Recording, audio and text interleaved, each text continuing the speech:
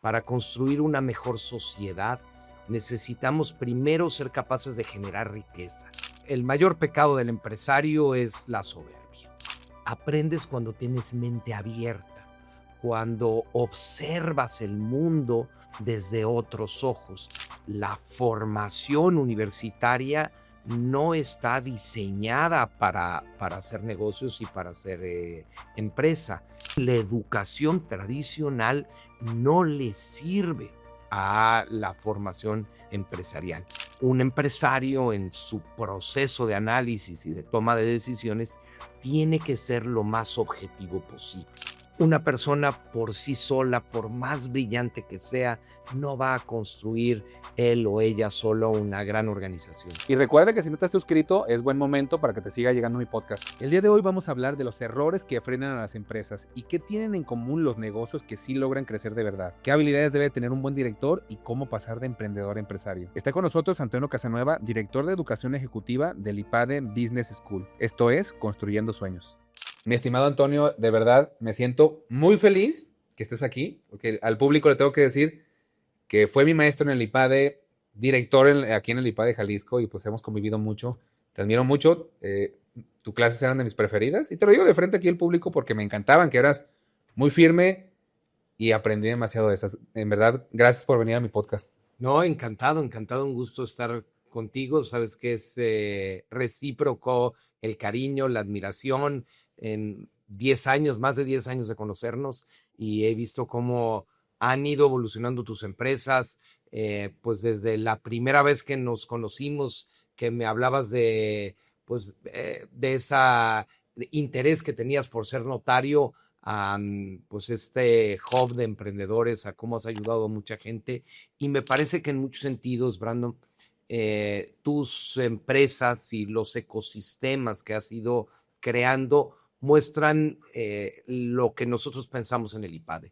Para construir una mejor sociedad, necesitamos primero ser capaces de generar riqueza. Si como sociedad no generamos riqueza, pues vamos a repartir miserias. Claro. Y solo la empresa genera riqueza y es un multiplicador.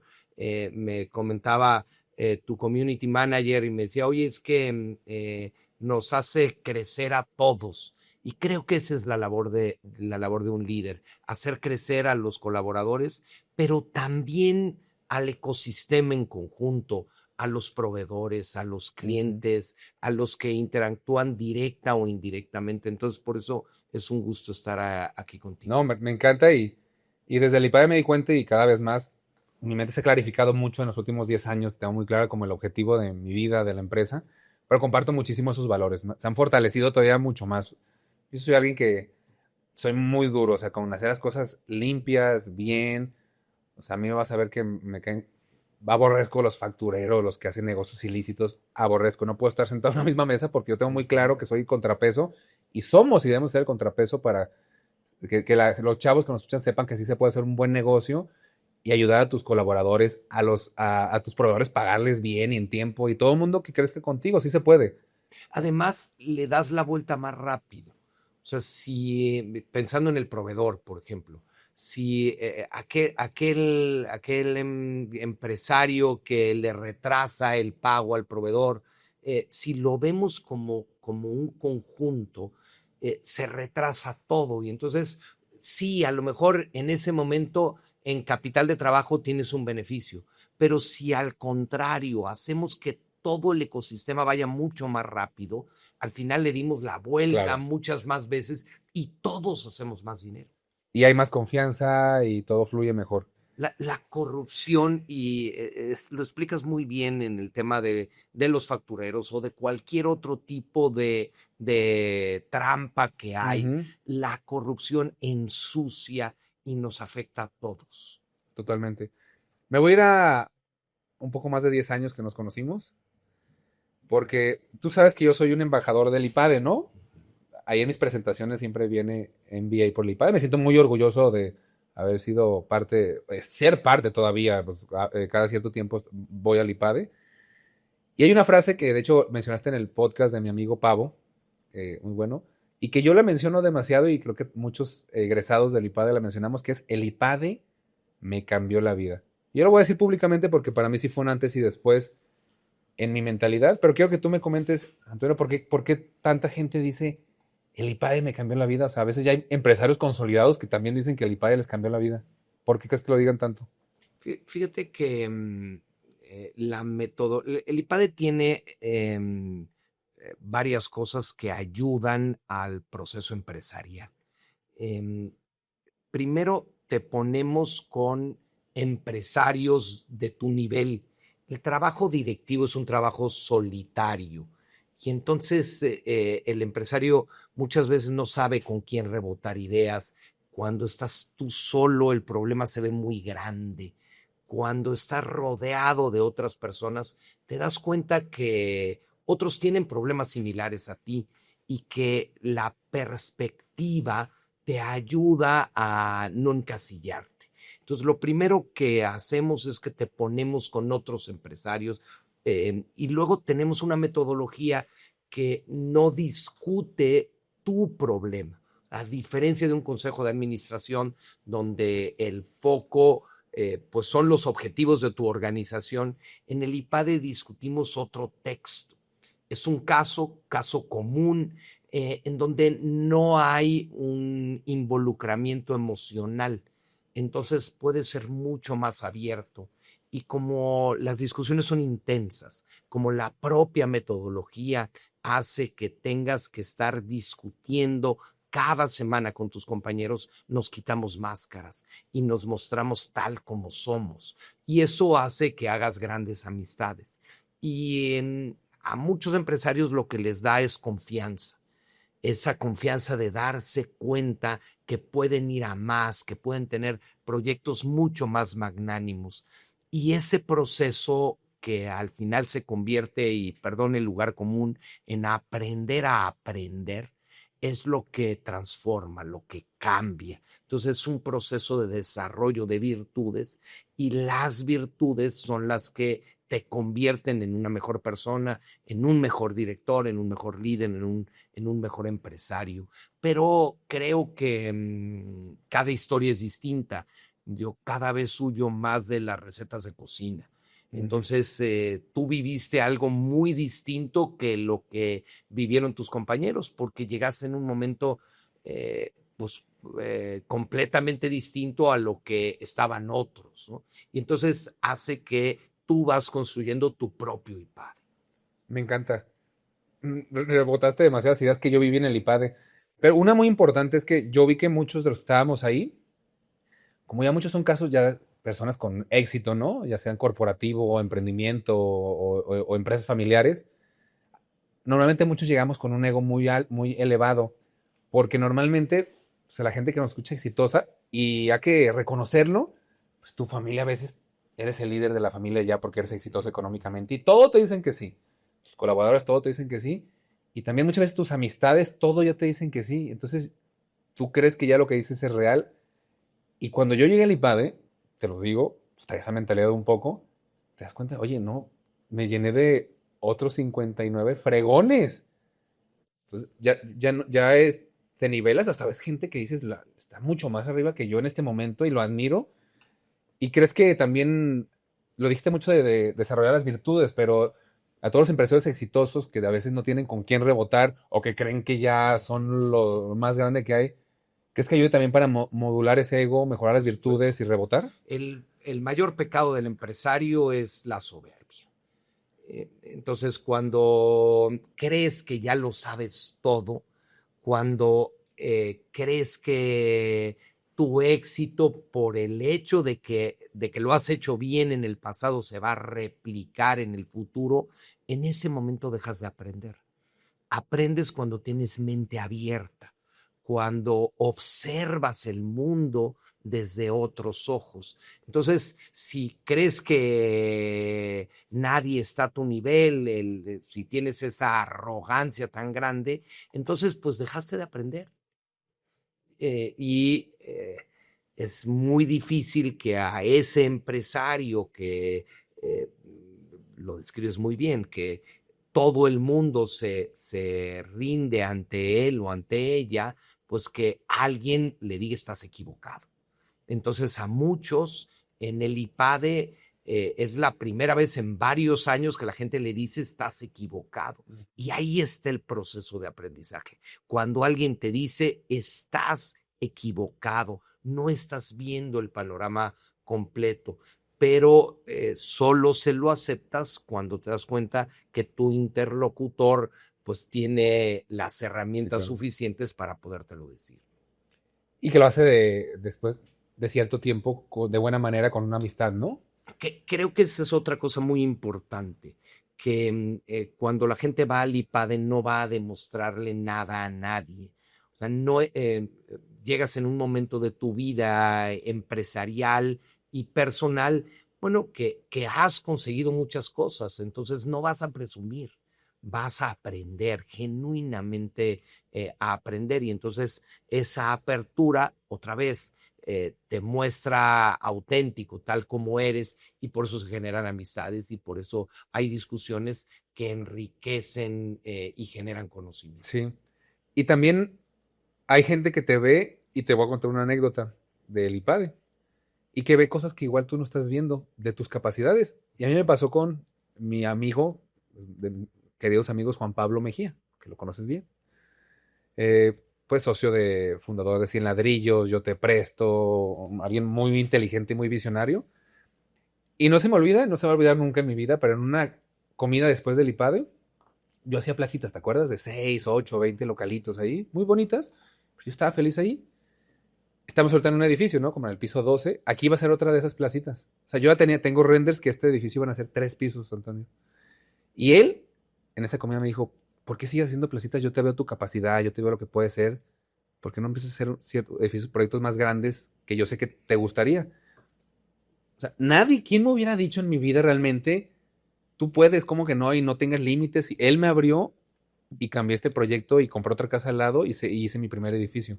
Pero fue por alguien pues, que conocí en el IPADE y que tenía esa apertura que en mi círculo tradicional nunca hubiera pasado. Es que son las dos cosas, la magnanimidad, que es lo que Juan Pablo te hizo ver, o sea, pensar mucho más grande, y por el otro lado, aterrizar el ego, que la soberbia no te nuble. Y entonces son las dos cosas que tenemos que lograr. Esto que me comentas, yo lo he visto mucho, especialmente en los empresarios que no estudiaron, que no tienen formación universitaria. Hay grandes empresarios en este país que a lo mejor terminaron la secundaria y muchas veces les falta confianza en ellos mismos, especialmente cuando están rodeados de gente aparentemente más estudiada. Y en el IPADE se dan cuenta de sus capacidades, que han hecho dinero y han hecho empresa no por casualidad, sino por producto de su trabajo. Y cuando se dan cuenta que son capaces de analizar los casos mucho mejor que gente que tiene maestría o doctorado, entonces adquieren confianza y hacen crecer sus empresas. Y eso es lo que a nosotros, pues, primero nos llena de orgullo, pero también nos genera muchísimo aprendizaje. Claro. Hablando de esto, has visto cientos de empresarios pasar por el IPADE, pues, enormes empresarios de Jalisco y de México. Mucha gente todavía cree que la estructura tradicional educativa de estudio una carrera, maestría, doctorado, ya es el éxito seguro en un tema económico o empresarial. Y creo que sobran los ejemplos de gente que no estudió nada y tiene empresas enormes y son muy exitosos. ¿Tú crees que la educación tradicional sí te crea ese éxito empresarial? Yo creo que yo estoy convencido que no. De hecho, la formación universitaria no está diseñada para hacer negocios y para hacer empresa. Históricamente, en las universidades se iba a un conocimiento mucho más especulativo y teórico. Los negocios es el negocio y a la universidad ibas mucho más a un tema de ocio, de reflexión, de especulación, de teoría. En las universidades se forma el conocimiento científico y teórico. El empresario es un hombre o una mujer de acción. Lo importante del emprendedor, de la directora, no es qué tanto sabe, sino qué tanto hace con lo que sabe. Entonces, la formación tradicional no hace mejores empresarios. Te da otro tipo de capacidades, pero el empresario se forma en la acción, en la experiencia. ¿Cómo se aprende a vender? Vendiendo. Claro. ¿Cómo se aprende a contratar a alguien, a hacer negocios, a negociar? Negociando. Ese es el trabajo empresarial. Entonces, más bien la educación tradicional no le sirve a la formación empresarial. Y ahora con las nuevas tecnologías, con la inteligencia artificial, el mundo de la educación se va a seguir transformando a velocidades vertiginosas. Entonces, esa educación de memorizar o de que un profesor te transmite conocimientos o que un libro te transmite conocimientos, difícilmente va a hacer que una persona pueda poner un negocio, un changarro y hacerlo crecer como lo has hecho tú. Claro, porque eso lo escuché de ti, es unidireccional, ¿no? Entonces, pues es más complejo el aprendizaje. Y creo que esa es una de las grandes diferencias del método del caso, ¿no? Y por eso es tan valioso en las escuelas de negocios en el mundo, porque al final la educación tradicional es, ahí te va solo de un lado mi conocimiento y ahí se acaba.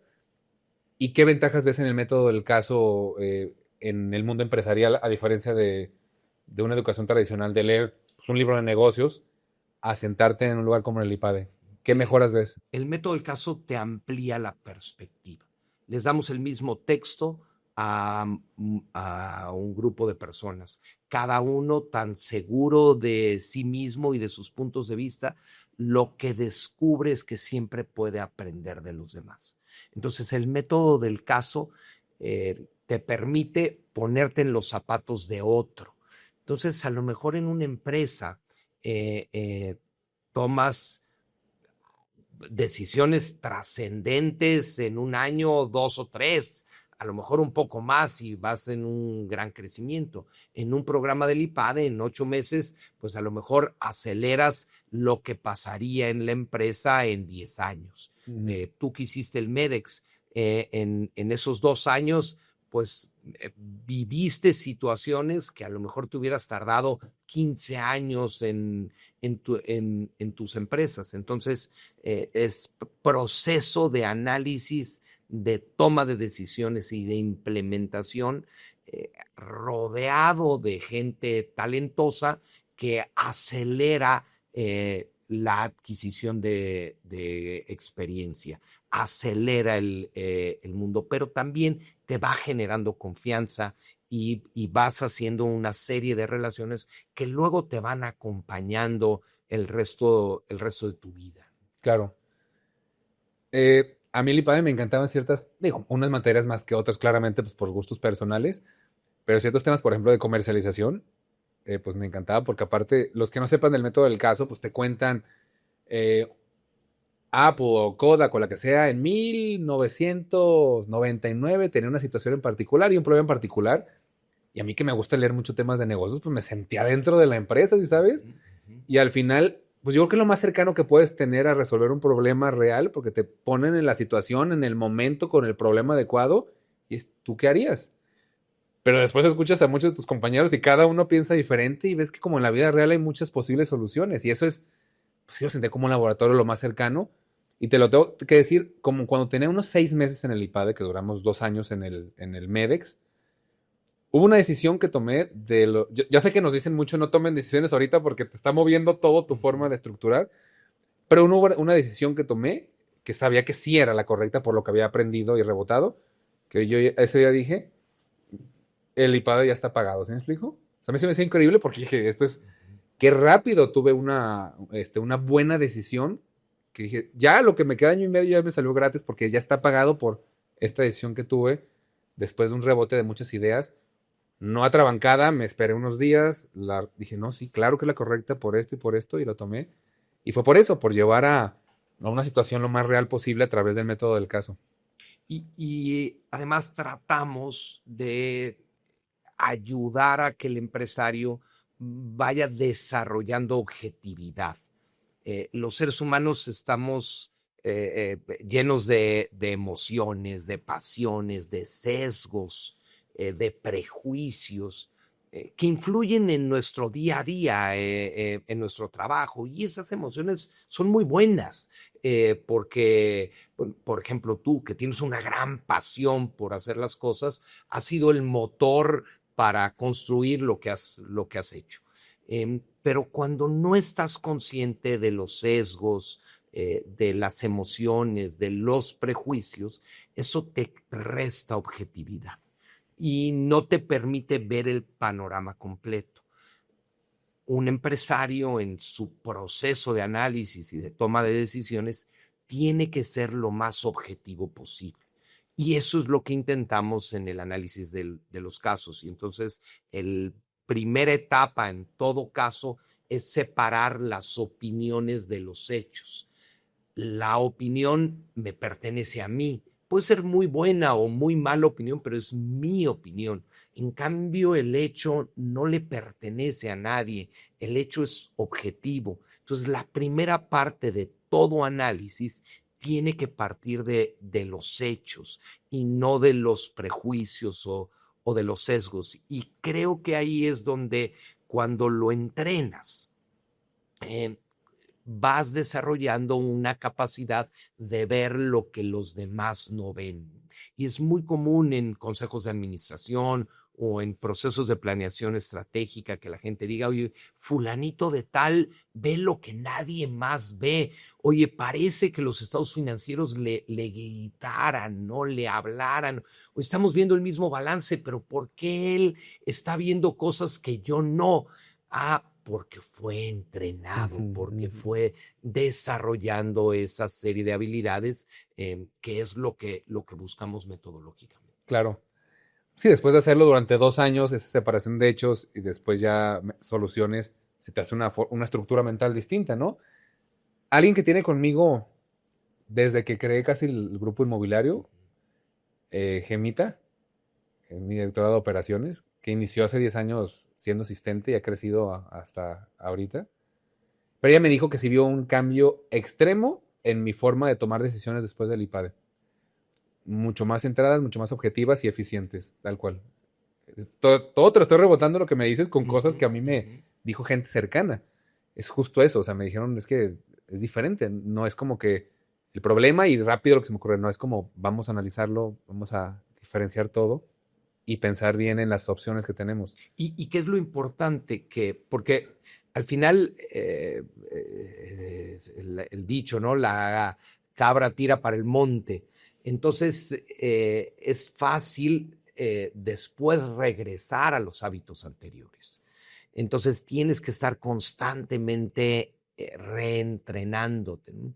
Yo creo que es muy parecido a los que corren maratones. Para poder correr un maratón te tienes que ir entrenando. No es suficiente, o sea, si alguien te pone un reto, oye, yo no hago mucho ejercicio, entonces si me pones el reto y dices, oye, vamos a correr un maratón, órale, ¿cuándo? El domingo, pues seguramente caeré muerto al kilómetro 3, pero si me voy entrenando, cambiaré hábitos, cambiaré alimentación, me levantaré más temprano, iré desarrollando fuerza en muchos músculos hasta que logre el objetivo.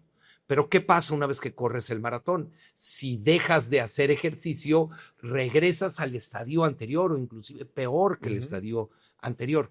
Pasa exactamente igual con el entrenamiento de la toma de decisiones. O sea, si dejas de ejercitarte, si dejas de estudiar, si dejas de trabajar en la objetividad, pues regresarás al estadio anterior y otra vez los prejuicios se volverán parte de ti. Entonces, por eso esto que haces tú de estar continuamente estudiando, hablando con otro tipo de personas, retándote, escuchando a tus amigos, a los que no son tus amigos, te van desarrollando las habilidades y vas cada vez mejorando. Los programas que ustedes tienen como el de continuidad, que ya hemos puesto demasiado, ¿es mucho también para esto? para para mantener eso, esta estructura. sí, para mantenerte un amigo que él hizo el IPADE en 1985 y no ha dejado, dice que el único año que no se inscribió en la continuidad fue en el 95 porque acaba de ser la crisis del error de diciembre y entonces que no le alcanzaba ese año para pagar la continuidad, que desde entonces todos los años se ha inscrito. Y entonces lo que él dice es que es una manera de salirse de su empresa, de escuchar qué están haciendo otros, de ver lo más nuevo y de seguir el proceso de entrenamiento. Y porque aquí entramos en otra de las grandes virtudes del IPADE, que es la gente que conoces. Así como dijiste, yo ahorita tengo mucha relación con Juan Pablo, con Esteban Fernández, lo acabo de ver antier. El Chore, gran personaje, un tipazo. Yo siempre, fíjate que lo admiré desde el día 1 porque se sentó al lado de mí, hablaba y te decía, y a todos. Sí. Y qué rebelde, pero después lo admiré muchísimo, aparte que es brillante, pero es pues no estaba conforme, él opinaba eso y a mí me enseñó mucho él oye, pues decir tu opinión y defenderla con puntos, y él lo hacía mucho, ¿sí me explico? Y fíjate, estás hablando de dos personas muy brillantes, emprendedores. El Chore, pues también está en el mundo de la construcción, y Juan Pablo es un gran innovador, sobre todo en temas digitales, pero ha construido muchas empresas. Es interesante también contrastar con gente mucho más estructurada, que viene de un mundo corporativo, que a lo mejor es más formal. Entonces, la mezcla de ustedes tres emprendedores echados para adelante, personas pues dispuestas a asumir riesgo, junto con algunos más conservadores, pues aprenden unos de los demás, ¿no? Y por cierto, hoy la esposa de Esteban es profesora del IPADE, una mujer brillante, entonces ellos tienen un matrimonio que también es otra cosa importante que tú has ido construyendo. Es decir, el empresario no solo tiene que hacer más dinero, tiene que ir construyendo una vida integral en donde tenga procesos de desarrollo, de crecimiento, de satisfacción, humanos, familiares, espirituales. Entonces creo que ustedes tres lo han hecho muy bien en ese sentido, de que están, en la lucha, porque también la construcción de una familia no es que digas ya como las películas de Disney, ¿no? Y se casaron y vivieron felices para siempre, ¿no? También el matrimonio y la construcción de la familia es una lucha constante. Entonces creo que ustedes tres son buenos ejemplos de eso, de familias bonitas, y además deben de tener hijos en edades similares. Sí, justo. Comparto mucho con ellos estas cosas y qué bueno que lo dices, porque luego en mis redes o en los podcasts parece que todo es bonito. El éxito y la familia, y no, hombre, o sea, es todo un reto. Aquí en verdad he vivido cosas complicadísimas. El tener un hijo, a veces no te dicen lo complejo que es, que te cambia la vida. Pero a ver, en el IPADE, de todo lo que mencionabas, lo tomaron en cuenta. Pues Valeria, mi esposa, iba al IPADE, la tomaban en cuenta. Pues no solo eres tú empresario, hay gente a tu alrededor. Y también la distribución de los que estábamos ahí, tú dijiste bien, habíamos emprendedores, pero había gente que estaba en empresas grandes y líderes de empresas muy grandes y muy estructuradas. Había gente de empresas familiares que también eran otros retos, y creo que justo esa mezcla es la que hace que crezcas un poco más, ¿no? Sí, la diversidad, el que seamos heterogéneos, y esa diversidad viene en muchas dimensiones, ¿no? Primero en la formación, oye, pues no ve lo mismo un médico que un abogado, que un ingeniero que fue formado en una manufactura, que un ingeniero financiero, un abogado que viene de una notaría y que después se convierte en experto en bienes raíces, que un abogado que litiga, entonces esa mezcla de industrias, de formaciones, de estructuras familiares es lo que hace que puedas aprender de los demás. ¿Has visto cientos de casos de empresarios exitosos? Y hablo económicamente o en temas empresariales. Y habiendo dicho ya que la educación tradicional no te prepara para eso, y también sabiendo que no hay una fórmula mágica para que seas exitoso, pero seguramente sí, después de tantos años has visto varias cualidades o virtudes que se tienen en común, ¿no? Que se van repitiendo. ¿Cuáles crees que sean las que comparte la gente que le ha ido bien en el tema empresarial? Yo diría la valentía. El cobarde difícilmente va a superar todas las vicisitudes que tiene un emprendedor. Me parece que el saberse rodear de gente mejor. Una persona por sí sola, por más brillante que sea, no va a construir él o ella solo una gran organización. Entonces, el saberse rodear de personas creo que es una segunda característica importante.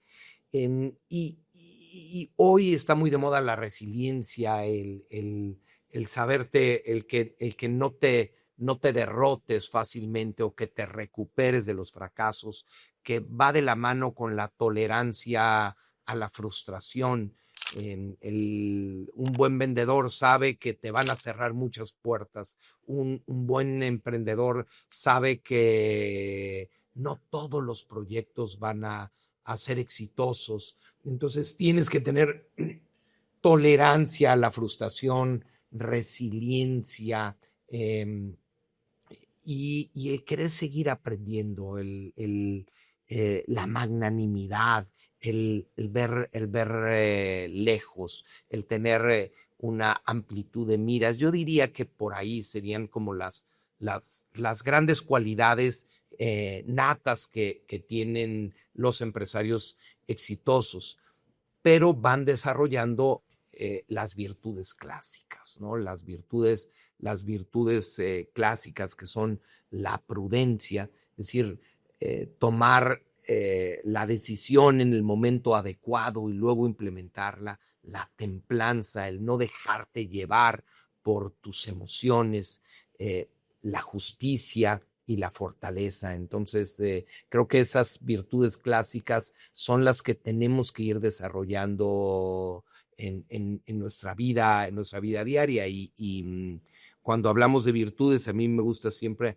recordar a Aristóteles, ¿no? Aristóteles decía que la virtud está en el punto medio de entre dos vicios, el vicio por defecto y el vicio por exceso. Y déjame usar el ejemplo de la valentía.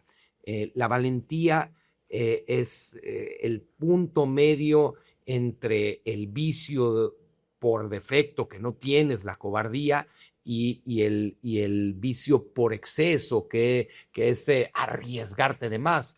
Un empresario cobarde no va realmente a hacer las cosas, pero tampoco el aventurero que se lanza al precipicio sin haber analizado. Pero no hay que confundir punto medio con mediocridad, porque una vez que encuentras la virtud en ese punto medio, tienes que esforzarte por ser tan valiente como sea posible, ¿no? Es decir, vas desarrollando cada vez más cada una de esas virtudes, y la red de apoyo te va permitiendo ser cada vez más valiente. Claro. La templanza hablaste y te iba a decir desde hace rato. Yo cuando entré al IPADE me di cuenta que muchos de los emprendedores o empresarios tenemos como una llama, ¿no? Es una llama porque es esa llama que te levanta cuando todo parece que está en contra, cuando perdiste dinero, cuando se te fueron líderes de tu empresa que parece que todo se puede acabar. Pero esa llama es la que hace que te diferencies de los demás y que te levantes. ¿Sí sabes? Ese fuego. Pero yo me di cuenta que a veces ese mismo fuego, y hablando de la templanza, si no lo controlas, ese mismo fuego que te hace lo bueno, puede quemar también, ¿no? A la gente de alrededor y a las cosas. Porque yo me quejaba mucho de eso, de mi temperamento también, y de siempre estar ahí, hasta que también ahí aprendí que eso también es la parte buena. Ese mismo fuego es el que hace que tengas la energía suficiente para seguirte levantando. Eh, ¿Cómo crees que se puede desarrollar ese control de ese fuego, esa templanza? Porque sé que muchos de los que nos escuchan de esos empresarios lo sienten. A veces en su familia pueden ser enojones, ¿sí sabes? Y en el coche y en muchos lugares. Y también hay que ver que yo creo que es lo mismo que te levanta en la parte buena, pero ¿qué crees que sirva para desarrollarlo, controlarlo? Es un trabajo con uno mismo, ¿no? Yo te puedo decir, déjame poner mi ejemplo, ¿no? Yo soy iracundo.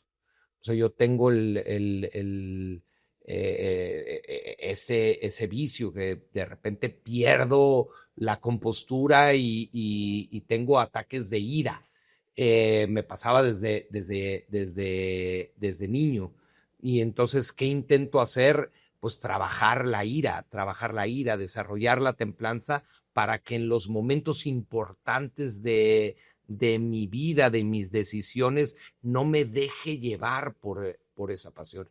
Y entonces cuando me doy cuenta que primero hay una parte racional, ¿no? Que es, no puedes controlarlo todo, la mayor parte de las cosas no dependen de nosotros, entonces no tener un ataque de ira si no salió como yo esperaba que saliera. Y luego ir trabajando a través de la introspección, de la respiración, del silencio, la oración, que creo que todo es luchar por conocerte mejor, por el proceso del autoconocimiento. Entonces, saber en qué momentos va esa chispa que hará que las cosas puedan salir por el lado equivocado, y que la pasión no le encauces adecuadamente. Entonces, es un trabajo de autoconocimiento. Quiero hablar un poco, ahorita que mencionaste la educación tradicional, IPADE, éxito empresarial, características. Pues yo ahorita tengo a mi hijo León, que tiene 2 años y medio, ¿no? Y vienen mis cuatitas, van a venir 2 niñas, gracias a Dios, ahí vienen en agosto. Y me he metido mucho en temas educativos. Esta nueva generación, no sé si has visto todos los reportajes, estadísticas, ya es una generación de padres, además, muy, muy presentes. Yo valoro muchísimo estar con mi hijo, estar ahí. Entonces me preocupa muchísimo. Yo tengo muy claro que lo voy a dejar ser libre, pero mínimo ponerle las herramientas a su disposición para que él tome lo que cree que le sirva y yo apoyarlo. Pero, a ver, antes se creía que la educación tradicional ya, los padres, muchos padres de antes decían, ya te di la universidad y ya con eso es éxito.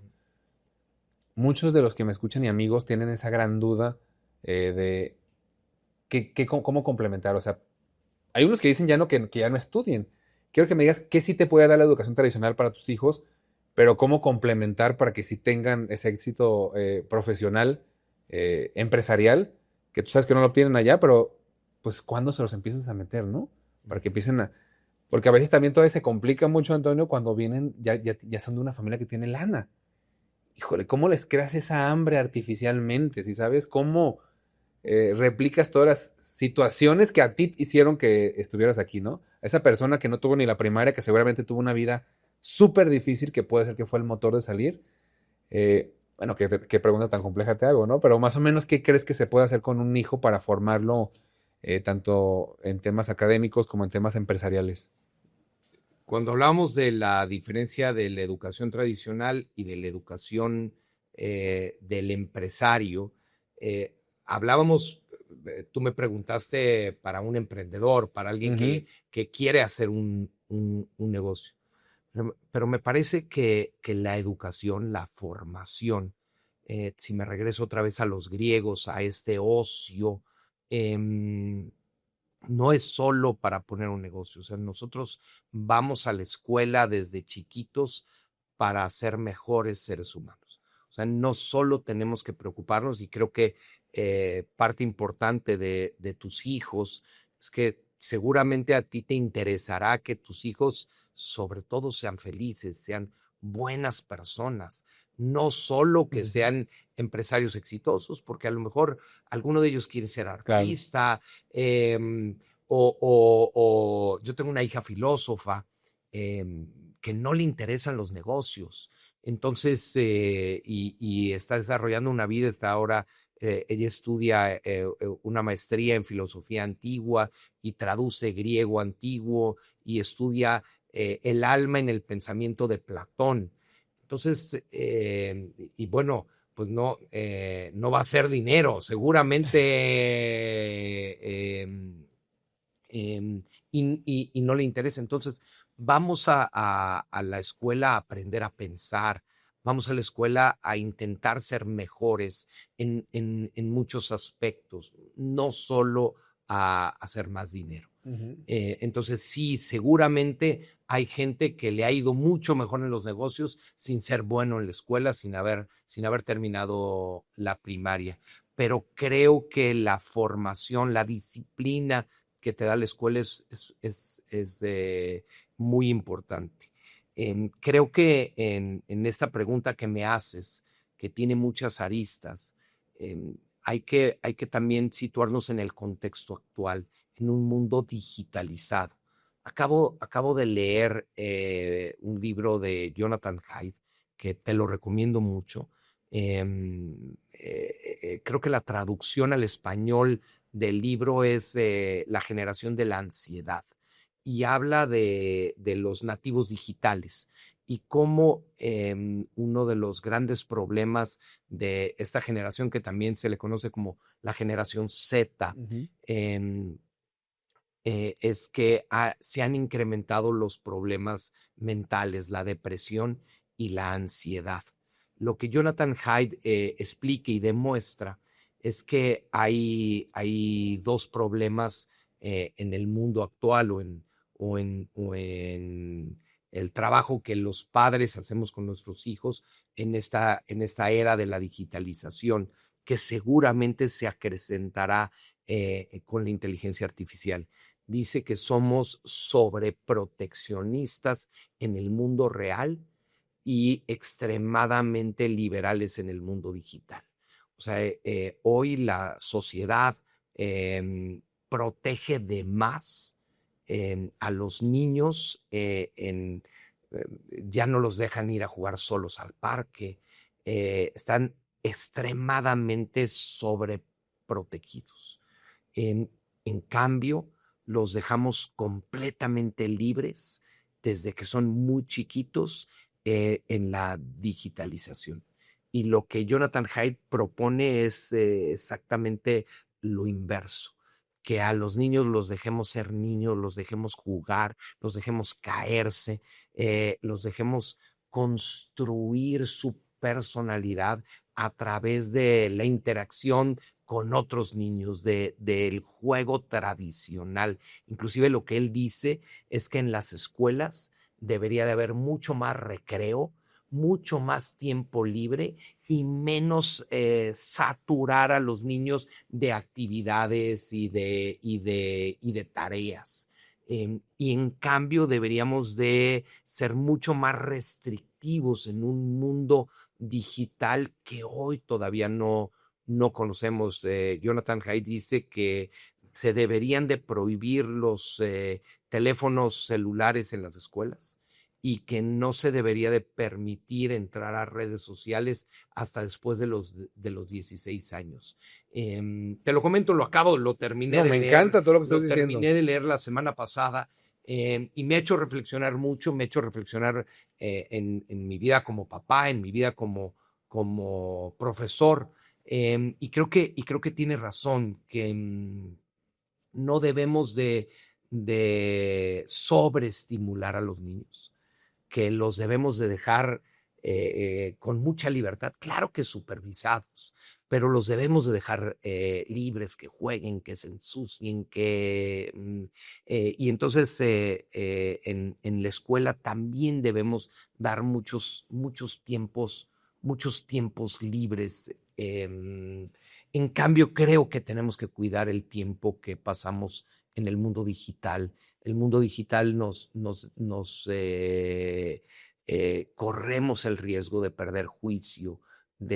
Hoy la inteligencia artificial generativa, que es una gran herramienta, puede correr el riesgo de que sustituya nuestras capacidades de juicio. Entonces, Ujú. hoy más importante que nunca es desarrollar en los chavos esa capacidad de pensamiento crítico, de reflexión, entonces te estoy echando No, me encanta. unos rollos generales, a lo mejor poco estructurados, pero creo que va por ahí. No, estoy totalmente de acuerdo. Dentro de lo que he estado leyendo para León, tal cual hay un libro completo que estoy leyendo y habla mucho de la educación en países nórdicos. Y justo te dicen eso, o en países como Japón. Y todo habla de el juego. Dice, es que tu hijo ahorita realmente lo debes dejar jugar, caerse. Y hay una palabra que repite mucho, y dejar que se aburra. O sea, ahorita todo el mundo intenta, le da una pantalla y le apaga el cerebro, o le intenta solucionar el problema. El que se aburra lleva un proceso de aburrirse y de crear, ¿sí me explico? El que se caiga, mientras no, como tú bien dijiste, mientras no ves que hay un riesgo, déjalo. O sea, él, cada que se caiga va a aprender, cada que el que no alcance algo y tú se lo pases, ya le apagaste. El que él vea cómo va a llegar a esa pelotita que se le quedó arriba, empieza a funcionar su cerebro, su resiliencia. Y eso sí lo conecto totalmente, no solo con el emprendimiento, que yo hablo mucho de esto, con lo que me digas. O sea, gran parte de mi éxito es que seguramente me dejaron muchísimo regarla y aprendí mentalmente, mi estructura mental, de que sí lo puedo solucionar. Y creo que ese es mi mayor reto que yo tengo ahorita, dejarlo que él solucione. Y limitarlo porque tú dijiste todo, muchas cosas malas de ansiedad, pero las redes sociales hace que te compares con... Yo que es gran parte de los temas que ha habido de temas con adolescentes, es porque tú ves, como te dije hace rato, lo perfecto de la vida, ¿no? La niñita de 15 años que se fue a Disney y que se fue a la playa y que tiene la vida perfecta, pues imagínate antes de los 16, yo que por algo tiene esa edad, dijo esa edad, todavía no tiene la madurez de razonar y de entender bien por qué tú no lo tienes, ¿no? Por qué está más bonita, por qué todo, y te causan, pues sí, ansiedad. Creo que por ahí va, sí, es volver a, yo ahorita estoy con varios amigos aquí en Guadalajara, no sé si conoces a Luis Parra, varios, volviendo más a que sea como antes, o sea, llevar a tus hijos a la naturaleza, que no nada más conozcan a los animalitos y todo por una pantalla o por la televisión, no, ir más al bosque, más a lo real, a que vivan esa vida más. Y el esfuerzo, ¿no? Creo que esta es una frase de la comunidad judía, que hay que educar a los hijos con un poquito de hambre y un poquito de frío, ¿no? El exceso, el tener demasiados recursos, tampoco es bueno, ¿no? Tú decías al empresario que le ha ido muy bien, sí, pero exígele un poquito a tu hijo que trabaje, que se esfuerce, que gane, que las cosas no caen del cielo. Sí, claro, vuelvo a lo mismo, crearle esa necesidad, aunque sea artificialmente. Aunque tu instinto paternal, yo siempre le digo a la gente, aunque todo mi instinto me dice que le tengo que solucionar todo, sé que si lo hago, puede ser que le quite las herramientas para enfrentar la vida. Entonces Pero, es limitarte. pero también como papás nos vamos a equivocar, ¿verdad? O sea, yo me he equivocado muchísimo y tú te vas a equivocar. Te cuento yo estaba haciendo el MBA en el IPADE cuando nacieron mis dos hijos. Especialmente cuando nació Antonio, mi hijo, me entró esta ansiedad, esta responsabilidad de ser papá. Y me entrevisté, le pedí cita al profesor Ernesto Bolio, que es profesor del IPADE, psiquiatra. Y entonces le dije, oye, doctor, ayúdame, ¿qué tengo que hacer? ¿Cómo puedo ser un mejor papá? Y él me dijo, me dice, mira, te aseguro que te vas a equivocar. No solo te vas a equivocar, sino que cuando seas grande, cuando tu hijo sea grande, te lo va a recriminar. Dice, él es psiquiatra, entonces dice, la mayor parte de los chavos que vienen con problemas psiquiátricos fuertes culpan a sus padres de lo que les pasa. Dice, entonces seguro te vas a equivocar. Entonces no estés tan preocupado. Y él me dijo, mira, para mitigar los riesgos de los errores, primero, coherencia. Trata de predicar lo que eres. Segundo, consistencia. Lo peor que le puede pasar a un niño es que un día hagas una cosa y un día hagas algo contrario. Entonces, tratar de ser consistente en la educación de los hijos o como líder con tus colaboradores. Y tercero, cariño. Entonces, consistencia, coherencia y cariño. Y luego, pues igual que nadie te enseñó a ser empresario, nadie te va a enseñar a ser papá y lo irás haciendo sobre la marcha. Me encanta. A ver, Antonio, yo te conozco a partir del IPADE, pero quiero que me cuentes ya un poquito de ti. O sea, quiero entender cómo llegaste al IPADE o a tener esta claridad en muchos temas.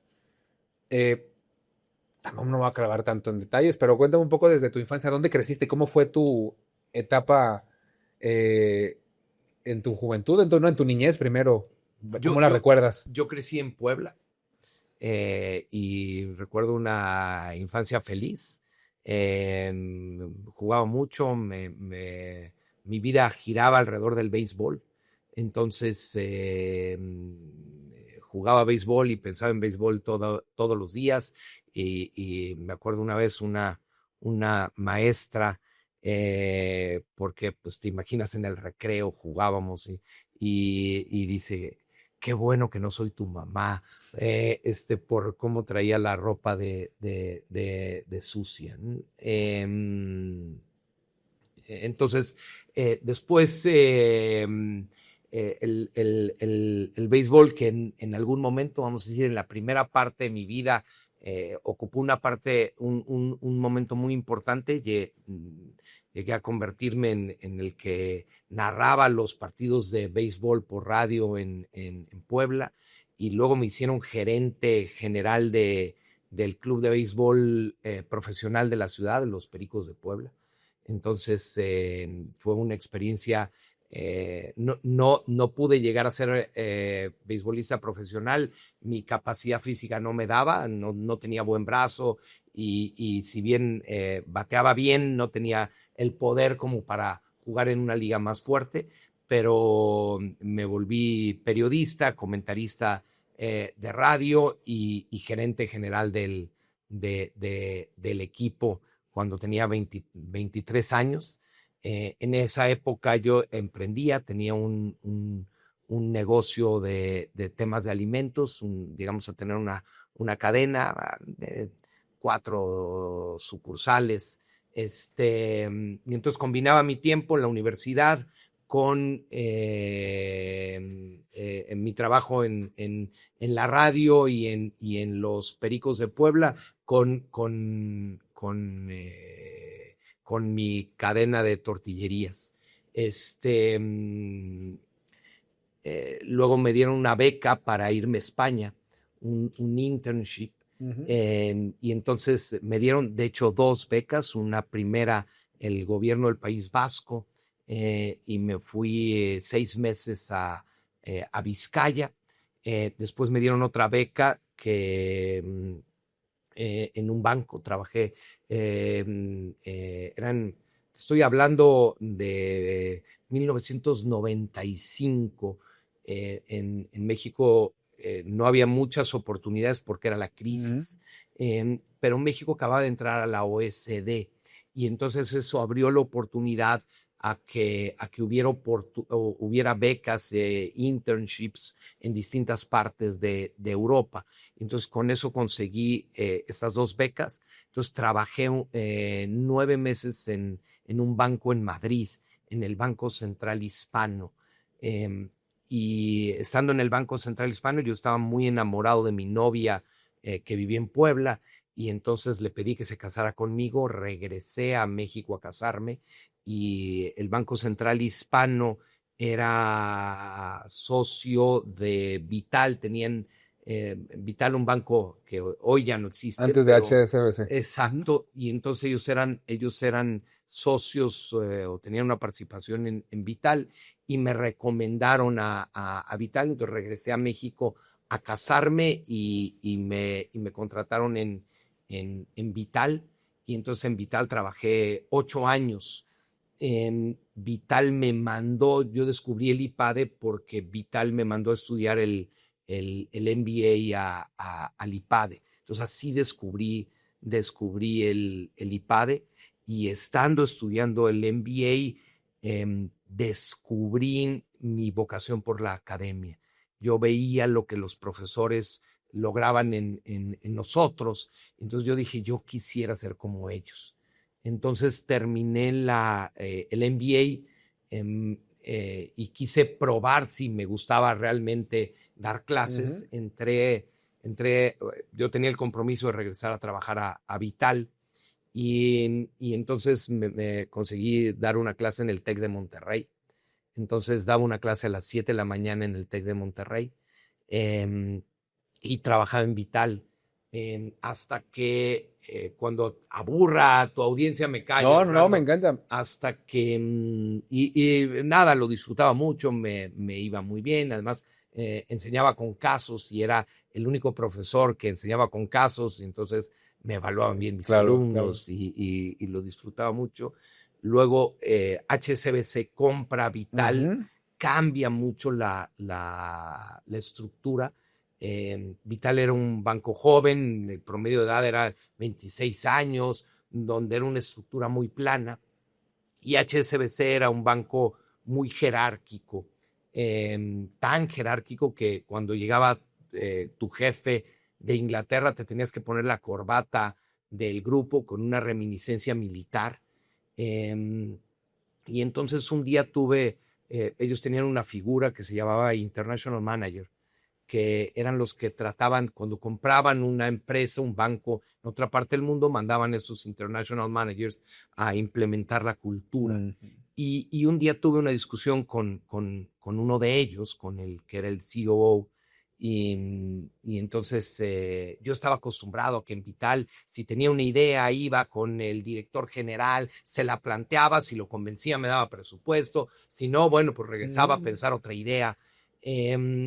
Y entonces estaba en la discusión con ese señor y de repente me dice, oye, no, tú no has entendido para qué te tenemos aquí. Dice, en el grupo hay estándares y tu trabajo consiste en dos cosas, en entender los estándares, evaluar si tus áreas cumplen con los estándares. Si los cumplen, limítate a cumplirlos. Si no los cumplen, impleméntalos. Los que piensan están en Londres. Y después de esa discusión, yo llegué a mi casa y le dije a Paloma, mi esposa, voy a buscar otro trabajo. Yo no quiero estar en una organización donde no me dejan pensar, donde los que piensan están en Londres. Y entonces me dijo Paloma, ¿qué vas a hacer? Digo, mira, pues llevo 8 años en la banca, tengo un MBA, pues seguramente seré atractivo para otro banco, ¿no? Y ella con mucho cariño y sabiduría me dijo, pero si ya no te gusta tu trabajo, ¿para qué te vas a hacer lo mismo a otro banco? A lo mejor por la novedad te va a gustar si te vas a otro, pero vas a llegar a lo mismo. Me dice, ¿qué es lo que realmente te gusta? Y entonces le dije, mira, lo que más disfruto es la clase que doy a las 7 de la mañana en el TEC de Monterrey. Y entonces ella me dijo, oye, pues dedícate a dar clases. Le digo, oye, pero pues no podríamos tener la casa que tenemos, ni, ya ves que los profesores hacen huelga en Oaxaca para que les aumenten el sueldo. Y entonces Paloma me dijo, mira, pues si tenemos que cambiar de casa y apretarnos el cinturón y vivir con otro sueldo, pues vivamos con otro sueldo, pero ten un trabajo donde te desarrolles. Y entonces así terminé en el IPADE, y eso hace 22 años. Increíble. Tengo varias dudas de este camino, pero voy a empezar con esta última porque ¿qué tan importante crees que es para la vida de un hombre o de una mujer elegir a quien lo va a acompañar, su pareja, que lo va a acompañar toda su vida? Fíjate que es la decisión más importante, creo que es la decisión más importante que más te marca. Es en el proceso de decisiones hay un concepto que se llama la reversibilidad. Hay decisiones reversibles y hay decisiones que el costo de equivocarte es muchísimo mayor, ¿no? Entonces, oye, una decisión, por ejemplo, de un trabajo, mala decisión, pues renuncias y tampoco es el fin del mundo, ¿no? Ujú. En cambio, el matrimonio es una decisión que ya no tiene reversibilidad, porque tu vida no vuelve a ser la misma en el momento en que dices que sí. Porque inclusive el divorcio, que dices, oye, pues no vuelves a hacer lo mismo. Entonces, es una decisión fundamental. Lo complicado es que es una decisión que tomas muy chavo. Yo me casé a los 26 años y que la tomas en forma pasional. Hace un momento hablábamos que el empresario tiene que ser objetivo, tiene que desarrollar la templanza para no dejarse llevar por sus emociones y por sus sesgos. Y el problema es que la mayor parte de las personas nos casamos en un momento donde más bien nos dejamos llevar por las pasiones, por las emociones y no cuestionamos nuestros sesgos, ¿no? Entonces creo que esa es la gran dificultad de la decisión Claro. del matrimonio. Y hablando de, o sea, es increíble que elegiste una buena pareja y ella te impulsó a que siguiera lo que te hacía feliz, que a veces es súper difícil. Yo sé que hay mucha gente que nos escucha, yo en lo personal he estado en esa situación, de que, oye, pues yo estudié derecho, yo soy abogado, yo estoy en una notaría, ya me va bien, pero no soy feliz. Y tomar la decisión de dedicarte a algo totalmente diferente con todos esos miedos, sé que muchos lo vivimos o lo viven. ¿Qué tan difícil fue para ti? Pues algo, tenías ya una carrera ahí en el tema financiero e irte a dar clases. O sea, ¿cómo viviste esa etapa? Con mucha emoción, con muchas ganas, muy entusiasmado. A ver, tenía el apoyo de mi esposa. eh, y ahí, por ejemplo, la definición de prioridades, ¿no? Eh, un poco, a ver, no era un salto al vacío porque yo ya había reflexionado que quería hacer una vida académica, ¿no? También era un cambio y un apoyo de mi familia de que el objetivo primordial no iba a ser el económico. Entonces yo no entré a trabajar al IPADE porque iba a ser mucho dinero. De hecho, más o menos como, si no mal recuerdo, yo me fui ganando el 60% de lo que ganaba en el banco y sin contar las prestaciones Ujú. que no las quise cuantificar porque, porque pensé que me iba a deprimir, ¿no? Entonces, por ejemplo, tenía un crédito hipotecario y en el momento que dejabas de ser empleado te subían la tasa y te daban una tasa de mercado. Entonces, eso nunca lo quise poner en mi cálculo Claro. porque dije, pero al final, 22 años después, creo que es una de las grandes decisiones que tomé en la vida. Entonces, es otra vez el aventarte, el ser valiente. Eh, eh, Fíjate que estas dos decisiones, la de casarme, eh, yo llevaba muy poquito tiempo de novio y vivía en Madrid y mi esposa de Puebla acaba de terminar la universidad y se había ido a vivir a la Ciudad de México. Y entonces yo le pedí que se casara conmigo también como aventura. Fíjate, eh, me acuerdo muy bien después de la luna de miel, yo estaba desempleado porque acababa de regresar, todavía estaba apenas en las recomendaciones Ujú. que me daban, pero estaba desempleado y me acuerdo muy bien que lo único que tenía de dinero eran los 50 pesos que me iba a costar el taxi para al donde íbamos a vivir, que mi tío Miguel nos dio como regalo de bodas 3 meses de renta gratis en un departamento que tenía en la Ciudad de México. Entonces yo no conocía la Ciudad de México, solo tenía 50 pesos en la cartera y regalo de bodas de 3 meses y cero ahorros. Y así tomé la decisión de casarme eh, eh, y luego tomé la decisión de cambiar de trabajo siguiendo una convicción clara que me desarrollaba más ayudando a otros a que los otros alcanzaran sus sueños.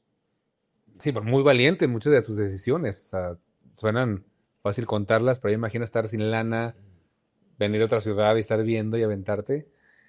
A ver, me impresioné con lo del béisbol también, ¿eh? O sea, yo que pocos que te conocen saben esa parte.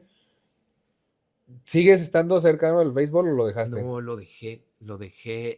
A ver, me sigue gustando Sí.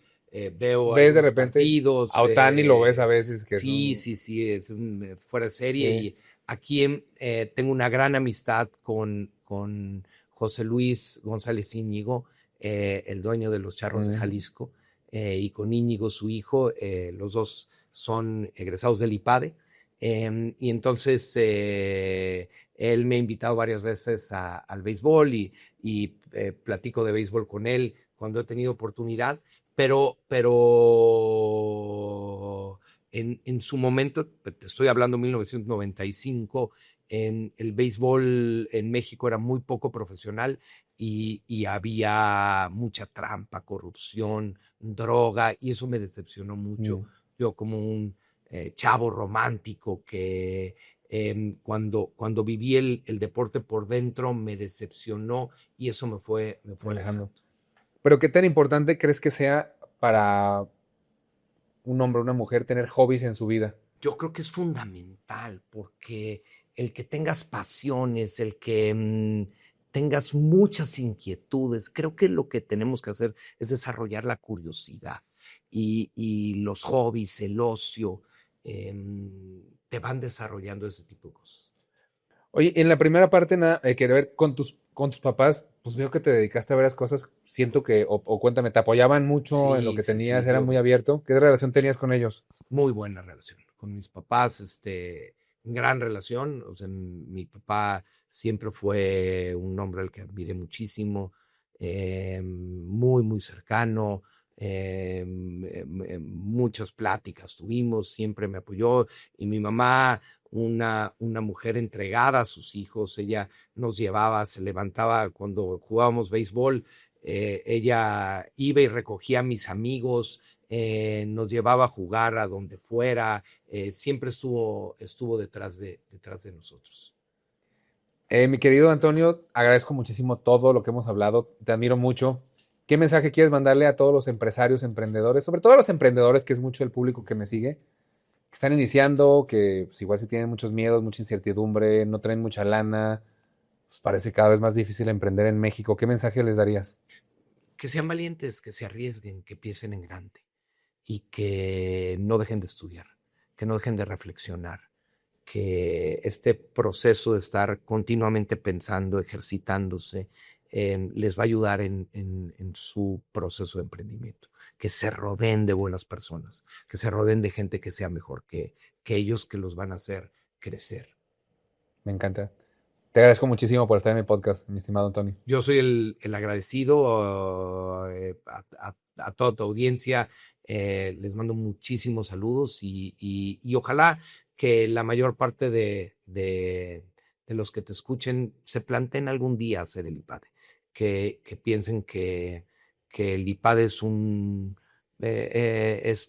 medio muy importante en la formación de un empresario y yo encantado de atenderlos, de platicar con ellos, de orientarlos en cuándo puede ser el momento adecuado a venir con nosotros. ¿Cuál es la forma de llegar al IPADE? A través de... Nuestra página www.ipade.mx, ahí hay los mecanismos, claro. O con mucho gusto que me escriban un correo electrónico a .casanueva@ipade.mx en mis redes sociales, en LinkedIn, ahí también encantado de atender a todos. Qué maravilla. Gracias, mi estimado. Muchas gracias a ti, un saludo a todos. No olvides suscribirte a mi canal y recuerda compartir con un emprendedor que quiere construir sus sueños.